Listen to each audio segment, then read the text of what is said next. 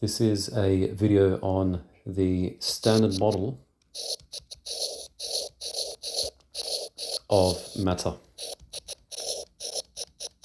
also known as the standard model of particle physics, SMM for short, or SM for short, standard model.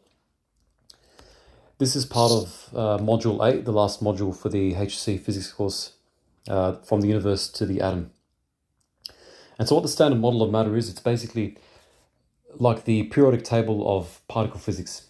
It's the set of all particles that we know of in the universe, or the fundamental, the basic particles that we know of. So it consists of fundamental particles. The word fundamental means that nothing else is more basic than that particle. So in other words, an electron, for example, nothing else, an electron is fundamental because an electron isn't made of anything else. Okay, it's a completely basic particle. So fundamental particles, they come in two broad types. You've got fermions and you've got bosons.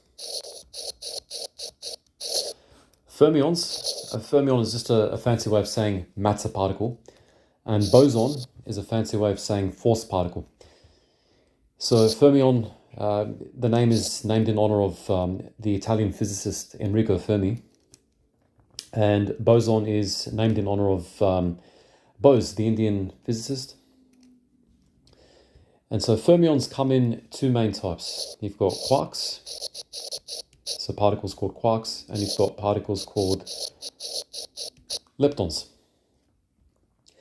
So quarks come in 6 types. You've got an up quark, down quark, charm quark, strange quark, top quark, and bottom quark. 6 quarks. There's no reason why that's the case, why that's favored. I mean, that's just the way nature is, Mother Nature. There's 6 quarks that we know of. These guys up here, these top ones, the up, so U for up, C for charm, T for top. These 3 here have a charge of plus 2/3. So quarks have a fractional charge. The down, so D, S, strange, and B, bottom quarks have a charge of minus 1/3. I don't know why they call them they gave these names. There are reasons for it, but experimental physicists give particles weird names, so that's why they're called accordingly. Leptons, meanwhile, consists of the electron, so E with a minus on top. That just means an electron is negatively charged. And muon, so this symbol here is mu, Greek symbol mu, mu. It's also got a minus charge, and you've also got a tau. Tau it's got a minus charge too. And these all have a charge of minus 1. And accompanying these leptons, the electron, muon, and tau, are neutrinos. So there's an electron neutrino, a muon neutrino, and a tau neutrino. And this symbol nu, Nu, is Greek. That means neutrino. And neutrinos have a charge of 0. So these are the leptons, and these are the quarks. Okay, these are the matter particles, okay, things that make up the physical stuff that we see in the universe. Now, bosons. There's 5 bosons that we know of. You've got gluons, okay, G for gluon. A gluon is what's responsible for the strong nuclear force, SNF. Okay, the strong nuclear force is the force which holds quarks together inside of protons and neutrons. So protons and neutrons are made of quarks. You've got photons. Okay, the photon is responsible for the electromagnetic force, EMF. I should say just EMF, electromagnetic force. So electromagnetism, light that we know of, circuits, electricity flowing through a circuit, that's due to photons. You've got the W and Z bosons. These are responsible for the weak nuclear force, WNF.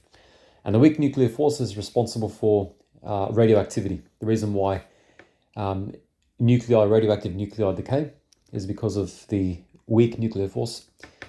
You've got one last special type of particle called the Higgs boson, H for Higgs.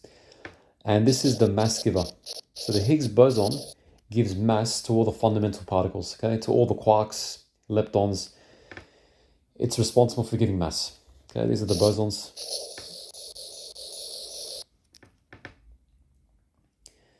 And leading into, so from bosons, should have talked about this earlier, but that's all right, I'll talk about it now. There are 4 fundamental forces of the universe. Okay, 4 basic forces that we know of. You've got gravity,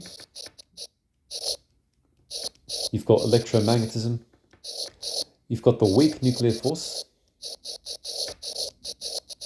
WNF for short, and you've got the strong nuclear force, SNF for short. Okay, 4 forces of nature. So gravity is the weakest of these 4 forces. Okay, so I'm just going to draw here. I'm going to write this down. F sub G. Okay, so the gravitational force is the weakest, and the electromagnetic force is actually stronger than gravity. Okay, this means greater than, so stronger than in this case. And the weak nuclear force is, so it turns out it's actually stronger than both electromagnetism and gravity. And the strongest of the 4 forces, no surprises here, is the strong nuclear force. Okay. These 2 forces here, they act at an infinite range. Okay, there's no limit to how these 2 forces act in terms of distance. The weak nuclear force and the strong nuclear force, these 2 here are short range. Okay, they act over very short distances. We're talking the diameter of, on the order of diameter of atomic nuclei in cases, in many cases, if not less than the diameter of nuclei. And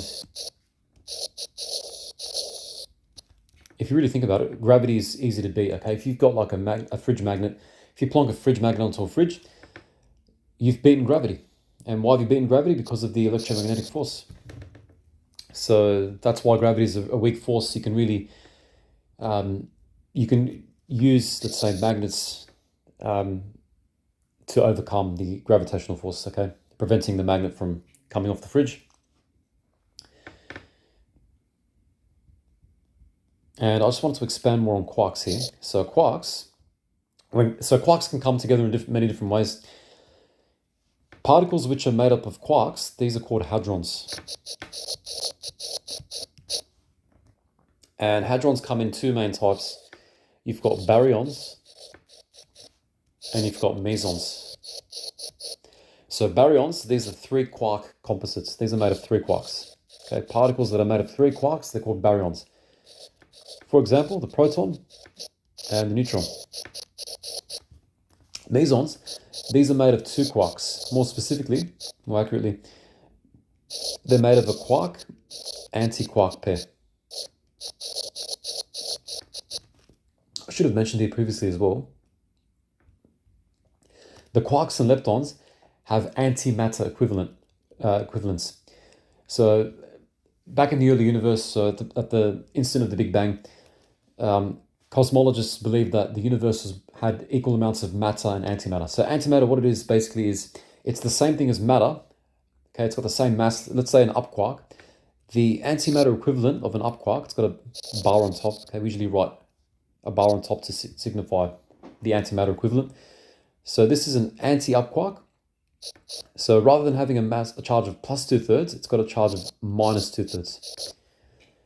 Okay, so antimatter particles have the exact same mass as their matter particle equivalents, but they have opposite charge. Okay, similarly here, so the electron, the antimatter equivalent of an electron, it's called the anti-electron, also known as the positron. It's got a charge of plus 1, unlike the electron, which has a charge of minus 1. And the neutrinos, pretty simple. Their antimatter equivalents, they've got a charge of 0, okay, because they're neutral. Mesons, so for example, you've got something called the pion. You've got the kaon as well. And I'll show you how this stuff works. So let's suppose we've got a pion here. Okay, pions are made of an anti-up quark and an anti-down quark. Okay, this little spring-like thing here, that's a gluon. Okay, that's the force which binds together these quarks. Okay, so a pion looks like this.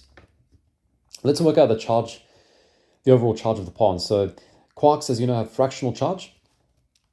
So we'll start with the up quark. Up quark's got a charge of plus 2/3.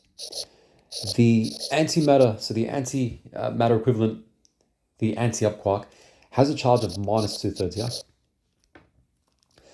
Down quark has a charge of minus 1/3. The antimatter equivalent, so the anti-down quark, has a charge of plus 1/3. So in this case, if you do the maths, minus 2/3 plus 1/3, okay, that will give you, my apologies, this should actually be an up quark, my bad. Okay, so we should get this 3/3, which is 1 plus 1. Okay, so hadrons have a charge, have an integer charge, okay? In other words, quarks are fractional charge. When you add them together, you get a whole number. So we get plus 1 for the pion, that's the charge of the pion. Let's look at the antiproton. So this is a particle completely made of anti-quarks. So it's made of anti-up, 2 anti-up quarks and 1 anti-down quark. These are the gluons holding them together. So an up quark has a charge of plus 2/3. Anti-up is minus 2/3. Down quark has a charge of minus 1/3. Anti-down quark has a charge of plus 1/3. So if you do the maths, minus 2/3 minus 2/3 plus 1/3, we get minus 4/3 plus 1/3, which is just minus 3 on 3, which is just minus 1. And that makes sense because the proton has a charge of plus 1. Its antimatter equivalent would have to have a charge of minus 1. And so that's how quarks work in hadrons. Okay, they've got fractional charges. You just add up their charges and you should get a whole number.